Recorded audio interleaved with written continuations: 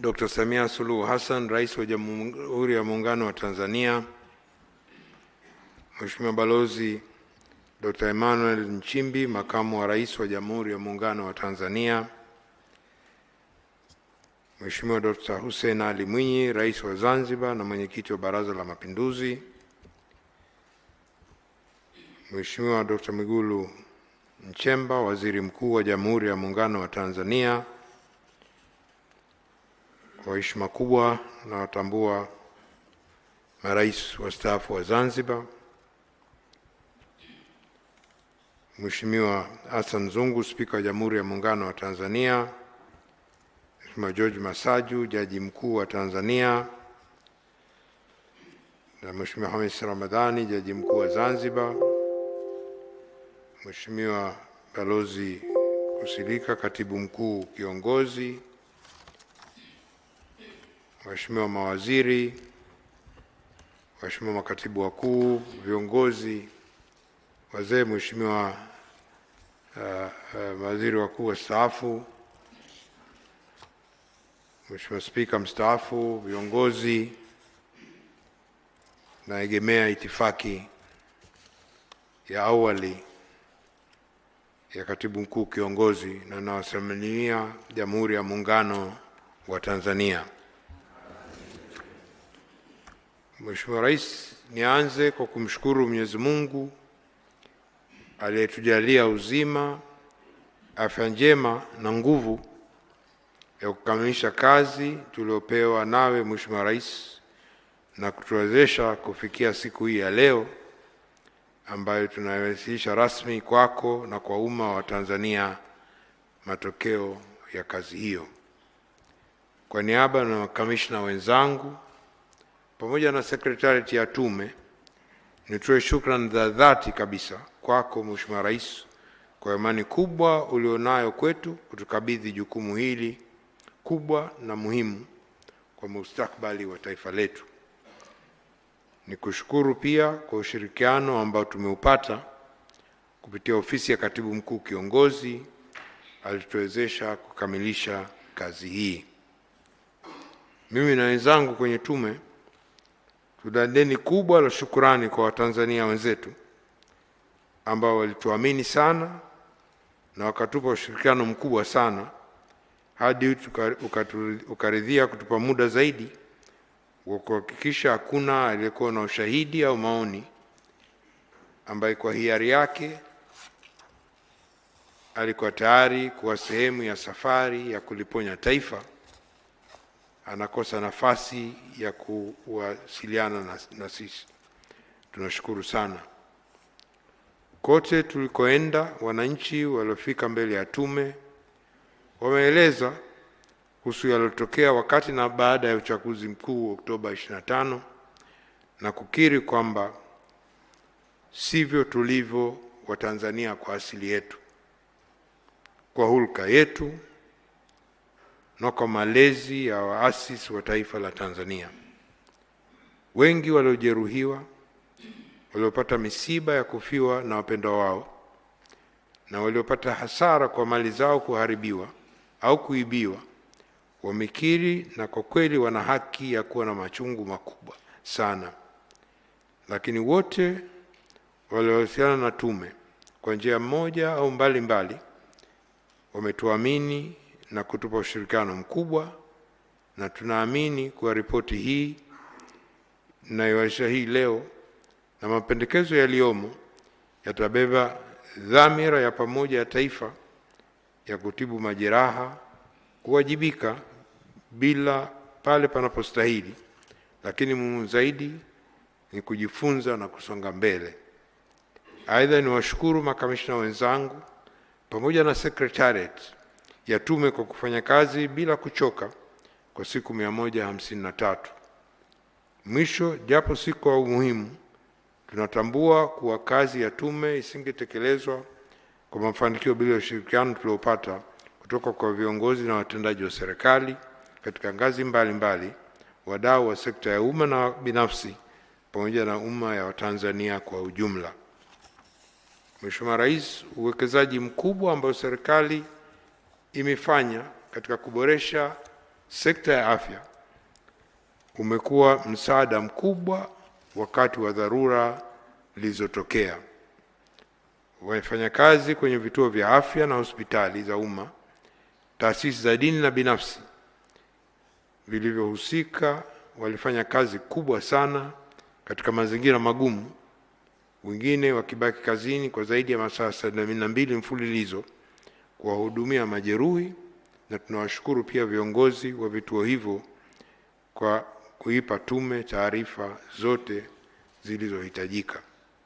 Vile vile shukrani zetu zinaenda kwa wataalamu katika nyanja mbalimbali waliosaidia tume kuyaelewa masuala mahsusi kama vile uchunguzi wa kisayansi kwa baadhi ya vielelezo, uchunguzi wa sauti za video, uchunguzi wa maiti, uchunguzi wa vilipuzi, wachambuzi wa picha, taarifa za wataalamu na masuala ya kisaikolojia, kisosiolojia pamoja na masuala ya uchumi na fedha.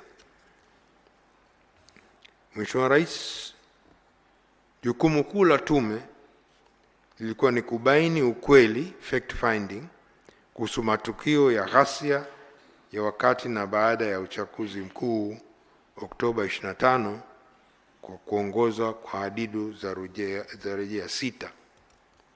Hii leo tuko hapa kilomita 19 kutoka tukio la kwanza la 29 Oktoba lililotokea Kimara Baruti. Hadidu zetu za rejea zinasema jambo la kwanza ni kuchunguza na kubaini chanzo halisi cha ghasia zilizotokea wakati wa uchaguzi mkuu wa Oktoba 25 na siku chache zilizofuata. La pili ni kuchunguza lengo kuu lililokusudiwa na waliohusika katika kupanga kutekeleza vitendo hivyo vya ghasia na uvunjifu wa amani.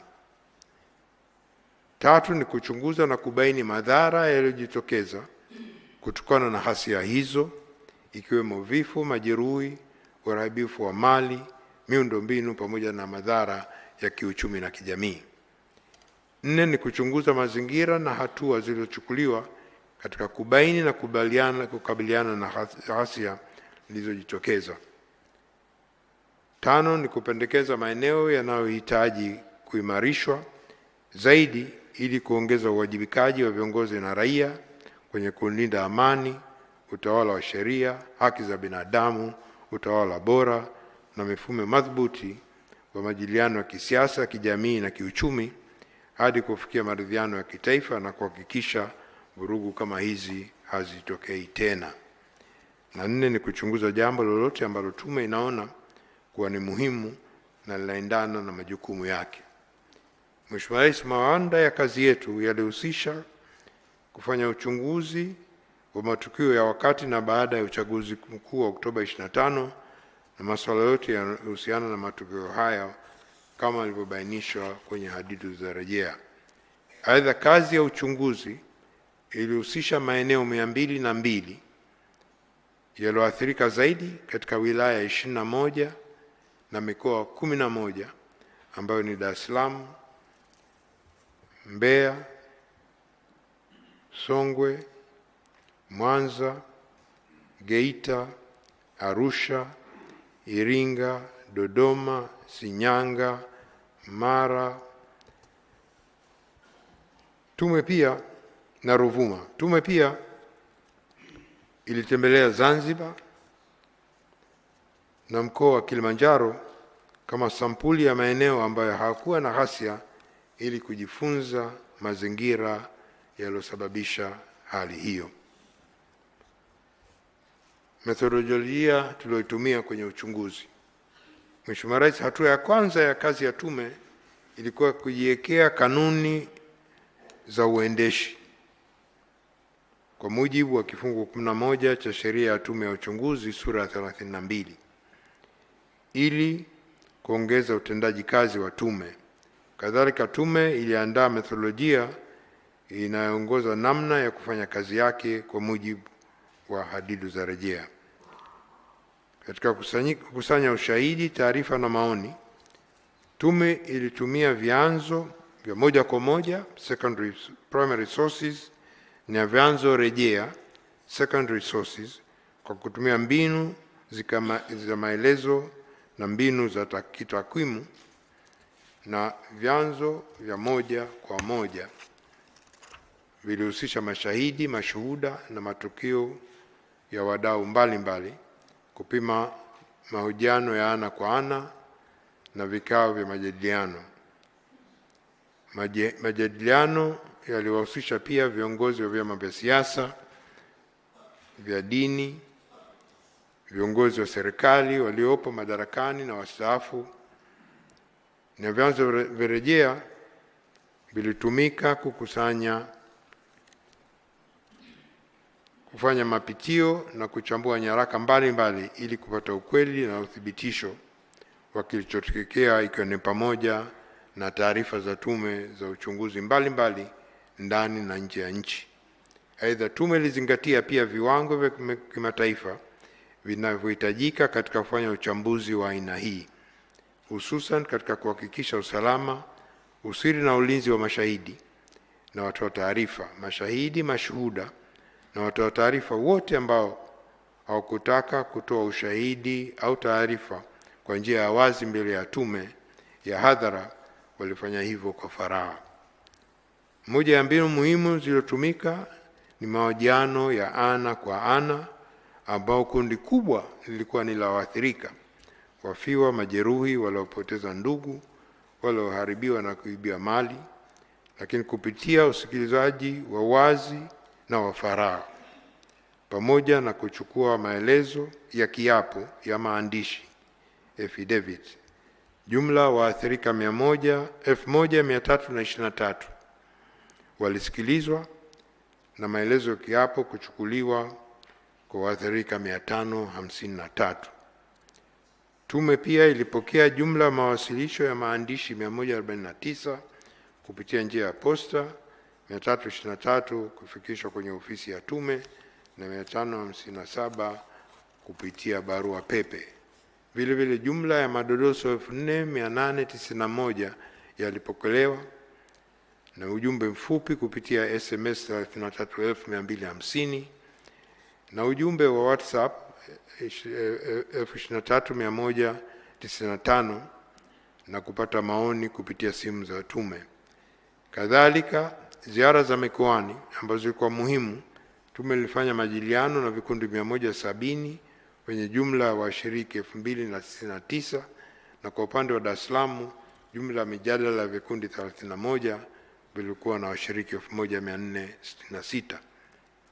Mheshimiwa Rais, katika mikoa na wilaya zilizotajwa, tume ilikutana na waathirika, wafiwa, majeruhi, waliopotelewa na ndugu na walioharibiwa au kuibiwa mali zao, makundi maalum ya wananchi wakiwemo mamalishe, babalishe, bodaboda, machinga, watoto wasio na makazi maalum, wajasiriamali wadogo, machinga na kadhalika.